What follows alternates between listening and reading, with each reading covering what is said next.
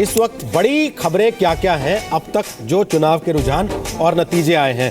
प्रकाश सिंह बादल जीत गए अभी स्मिता प्रकाश बता रही हैं, और गोवा के सीएम पिछड़ रहे हैं ऐसा बताया जा रहा है, और कुछ जगह एजेंसियां ये भी कह रही हैं कि वो हार चुके हैं। इस वक्त की विधानसभा की तस्वीर क्या है ये हम आपको दिखा देते हैं। ये यूपी के रुझान है, 403 रुझान हमारे पास आ चुके हैं। बीजेपी 303 सीटों पर आगे इस समय चल रही है।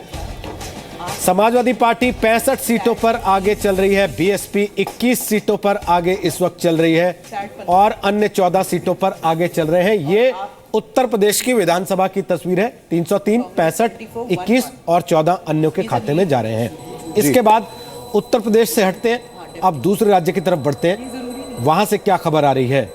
ये पंजाब के रुझान है, जहां कांग्रेस बहुत कंफर्टेबल स्थिति में है। शिरोमणि अकाली दल गठबंधन 18 सीटों पर सिमट गया है। कांग्रेस को 73 सीटों पर जीत मिल रही है इस वक्त तक 117 में से, और आम आदमी पार्टी 26 सीटों पर आगे चल रही है, जहां उनका दावा था कि वो 100 सीट लेकर कम से कम चुनाव जीतेंगे पंजाब में। इसके बाद हम आपको दिखाएंगे उत्तराखंड की स्थिति। ये पंजाब विधानसभा के सारे आंकड़े एक साथ, और अब देखिए उत्तराखंड की विधानसभा की तस्वीर इस समय कैसी है। 70 में से 70 रुझान हमारे पास आ चुके हैं। 48 सीटों पर बीजेपी आगे चल रही है, 19 सीटों पर कांग्रेस इस समय आगे चल रही है, वहां पर बीएसपी 0। और उत्तराखंड से बड़ी खबर यह है कि हरीश रावत चुनाव हार गए हैं। जो सुबह तक दावा कर रहे थे कि हम कंफर्टेबल पोजीशन में होंगे, हरीश रावत अपनी सीट भी नहीं बचा पाए हैं, वो चुनाव हार गए हैं। बहुत तरह के आरोप लगे थे, काफी घटनाएं हुई थी उत्तराखंड में बीच में, और उसका खामियाजा कांग्रेस को वहां पर भुगतना पड़ा है। साफ तौर पर आप देख सकते हैं बीजेपी को 48 सीटें यहां पर मिल रही है। गोवा से भी बड़ी खबर यह है कि पूर्व सीएम चुनाव हार गए हैं, और इस समय बीजेपी को 7 सीटों पर बढ़त है, कांग्रेस को 8 सीटों पर बढ़त है। यहां पर आम आदमी पार्टी खाता नहीं खोल पाई है, जिन्होंने वहां बैनर पोस्टर होर्डिंग लगवा दिए थे कि हम सरकार बना रहे हैं। अन्य 5 सीटों पर आगे इस वक्त चल रहे हैं, यानी कि यहां पर कांटे की टक्कर होगी बीजेपी और कांग्रेस में। कुछ ऐसी स्थिति लगभग मणिपुर में भी देखने को मिलेगी। मणिपुर की विधानसभा की तस्वीर कैसी है वो हम आपको थोड़ी देर के बाद दिखाएंगे, लेकिन फिलहाल का आंकड़ा यह है अब तक की 10 बड़ी बातें क्या हैं जो रुझान और नतीजे सामने आए हैं उसके मुताबिक। जरा इस पर भी नजर डालते हैं। हैशटैग मोदी नंबर 1 अब ट्रेंड करने लगा है। भारत की राजनीति में ब्रांड मोदी इस वक्त सबसे बड़ा हो गया है। 1991 वाली राम लहर पर नरेंद्र मोदी की लहर इस समय भारी पड़ रही है। उस वक्त 221 सीटें थी, इस बार 300 के पार जा रहा आंकड़ा। नोटबंदी पर देश की जनता ने नरेंद्र मोदी पर भरोसा किया है, उनको साथ दिया है। ये उत्तर प्रदेश का चुनाव और बाकी 4 राज्यों के चुनाव से जो नतीजे आ रहे हैं उससे मुहर लगती है। सर्जिकल स्ट्राइक पर सवाल उठाने वालों को देश की जनता ने जवाब दिया है। खासतौर पे उत्तर प्रदेश में होर्डिंग लग गए थे कि सर्जिकल स्ट्राइक की प्रेरणा तो मुलायम सिंह यादव ही थे, हालांकि समाजवादी पार्टी ने किनारा किया था बाद में। राज्यसभा में बीजेपी की ताकत अब बहुत बढ़ जाएगी। सरकार के पास अब ये बहाना नहीं रहेगा कि हम ये काम नहीं कर सकते, वो काम नहीं कर सकते, क्योंकि राज्यसभा में हमारे पास नंबर्स नहीं है। 2019 लोकसभा चुनाव के लिए बीजेपी का मनोबल अब बढ़ जाएगा, क्योंकि ये मिनी लोकसभा चुनाव था। इसे आप सेमीफाइनल की तरह देख सकते हैं। 5 राज्य एक साथ थे, और उसमें सबसे बड़ा उत्तर प्रदेश था, जिसको बीजेपी ने बहुत शानदार तरीके से जीता है। पीएम मोदी का कद बहुत बढ़ जाएगा। दुनिया के ताकतवर नेताओं में वैसे ही उनकी गिनती होती थी, लेकिन अब न केवल प्रधानमंत्री के तौर पर, न केवल स्टार प्रचारक के तौर पर, बल्कि पार्टी के जमीन से जुड़े नेता के तौर पर और चेहरे के तौर पर उनकी पकड़ और मजबूत हो जाएगी। जाति के समीकरण को खत्म करके विकास पर जीत, ये एक बड़ा बदलाव इस चुनाव के बाद हो सकता है, क्योंकि मायावती और समाजवादी पार्टी दोनों की राजनीति जाति और धर्म के कॉम्बिनेशन पर आधारित थी। उसी आधार पर प्रचार था और उनको झटके लगे। क्षेत्रीय दलों के प्रभाव को ब्रांड मोदी ने खत्म किया है। लगातार ये चर्चा होती रही है कि छोटी छोटी पार्टियां ब्लैकमेलर पार्टियां हो जाती हैं, कई बार ऐसी परिस्थिति आती है, और इसके लिए बीजेपी बार बार ये अपील करती रही अपने वोटरों से, केंद्र में जिसकी सरकार है राज्य में भी उसकी सरकार दीजिए। क्या उस तरफ चीजें बढ़ेंगी? गुजरात हिमाचल के चुनाव के लिए बीजेपी का मनोबल बढ़ जाएगा इस जीत के बाद, जो कि अब इसके फौरन बाद होने वाले चुनाव है। सुधीर जी, तो ये 10 बड़ी बातें हैं, और आने वाले जो 2.5 साल बचे हैं नरेंद्र मोदी सरकार के, उन 2.5 सालों पर इन चुनावों का बहुत असर पड़ेगा। आप देख पाएंगे कि कॉन्फिडेंस बढ़ेगा, लेकिन सबसे बड़ी बात जो इमीडिएट जो फायदा होगा वो होगा कि राज्यसभा में संख्या बल बढ़ेगा बीजेपी का।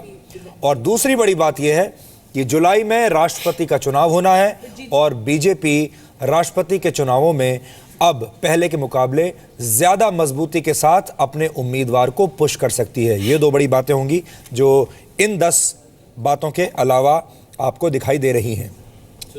जी, आपकी कॉफी आ गई, आप सिप ले सकते हैं, आप बोलिए। जी, मुझे इजाजत दें तो बस मैं ये कहूंगा कि उसमें एक दो बड़ी बातें जो आपने कही कि उसमें ये है कि मायावती ने या और दूसरी रीजनल पार्टियों ने जाति और धर्म का इस्तेमाल किया और उसमें ये एक विकास के लिए वोट था। मैं गंभीरता से सोचता हूं तो मुझे लगता है कि देखिए बीजेपी का एक डेडली मिक्स है, लीगल कॉम्बिनेशन है दो चीज़ों का, और उसमें यह है कि विकास की बात करते हैं, राजनीति और खुली अर्थव्यवस्था की बात करते हैं, मुक्त बाजार की बात करते हैं, सही है बात।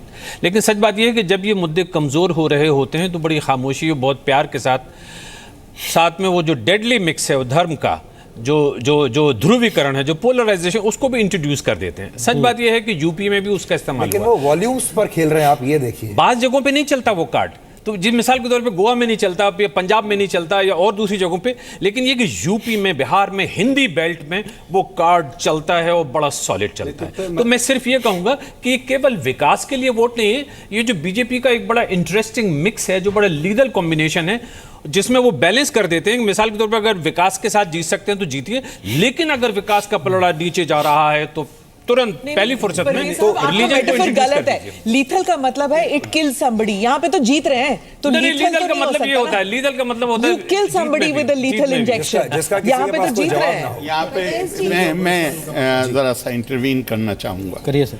देखिए, मुझे मालूम है कि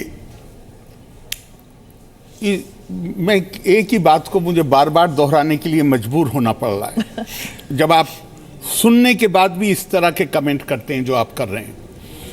इस मुल्क का पार्टीशन हुआ था, यहां पर अगर कोई ये महसूस करे कि कम्युनल सेंसिटिविटीज नहीं होंगी, रिलीजन के नाम पे पार्टीशन हुआ था, लेकिन इसके बावजूद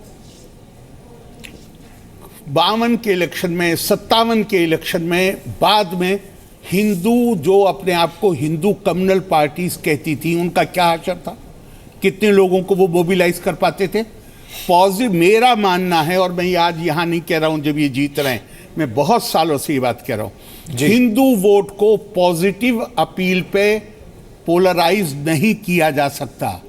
हां, जब नेगेटिव वो देखता है कि दो पार्टियां नजदीक आ रही हैं, काहे के लिए, एक पर्टिकुलर वोट को पोलराइज करने के लिए अपने हक में, उसमें रिएक्शन आती है। इंदिरा जी के असैसिनेशन के बाद वो रिएक्शन आई थी, आज भी वो रिएक्शन आ रही है। और जब हमें मालूम है कि ये पोलराइजेशन अगर हुआ तो ये सबको साफ कर देगा, तो आप उस पहले वाले पोलराइजेशन को करते ही क्यों हैं? वो करते हैं तो हमें कोई एतराज नहीं होता, बीजेपी करती है तो हमें लीथल नजर आता है। आरिफ साहब, अगर मैं ये कहूं कि मुझे दोनों पे एतराज है तो आपको क्या परेशानी है? मुझे कोई, मैं तो, अब वो आपको परेशानी, यही तो मैं इतने सालों से लड़ाई लड़ रहा हूं। आपको ये परेशानी तब पैदा होती है जब दूसरी तरफ पोलराइजेशन हो जाता है। जब शुरू का पोलराइजेशन होता है तब आप एतराज नहीं करते, मैं तब एतराज करता हूं। अगर किसी को एतराज है तो दोनों तरफ का, तो मुझे है एतराज। मैं एक बार जी बात है, मैं एक बात जोड़ दूं। देखिए, ये सिर्फ पॉलिटिकल पार्टी का ही बर्डन नहीं है, ये मिल्लत की जो राजनीति है ना, उसको आज़ादी के पहले जो मिल्लत की राजनीति चलती थी, कौम की राजनीति चलती थी, उसको मुसलमान भी बनाए हुए हैं, और ये मिल्लत की राजनीति से निकलना, मिल्लत की राजनीति नहीं है। राकेश जी, मुझे इसमें इजाजत दे दीजिए। आप, आजादी के पहले कहा गया कि हम अलग नेशन हैं जी, मिल्लत की राजनीति नहीं है। आजादी के बाद कहा गया 86 में हमारी पहचान अलग है, मिल्ली तशख़्ख़ुस, ये लफ्ज इस्तेमाल किया गया शाबानों के वक्त। तो जब मैं खुद कह रहा हूं कि मैं बाकी से अलग हूं, अब अगर मैं अलग थलग हो जाऊं तो फिर काहे के लिए एतराज है? नहीं, एक और इसमें मैं जोड़ दूं कि जो प्रवेश साहब कह रहे हैं कि जो ध्रुवीकरण बीजेपी जनसंघ जब बहुत कमजोर थी, जनसंघ बहुत छोटी पार्टी हुआ करती थी 52 में, 57 में, 62 में, तब ध्रुवीकरण था कि नहीं था? क्या ये जनसंघ आरएसएस ने ध्रुवीकरण कराया?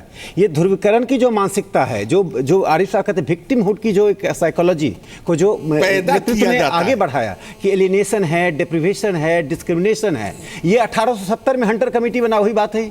सच्चर कमेटी बना 2007 में, तो वही बात है। 1870 में हंटर कमेटी ने डिस्क्रिमिनेशन एलिनेशन की बात कर दिया, अंग्रेजों ने करवाया, मनमोहन सिंह ने 2007 में करवा दिया। इस मानसिकता से निकलना होगा। हिंदू गरीबी, मुस्लिम गरीबी, हिंदू बेरोजगारी, मुस्लिम बेरोजगारी से बाहर निकलना पड़ेगा।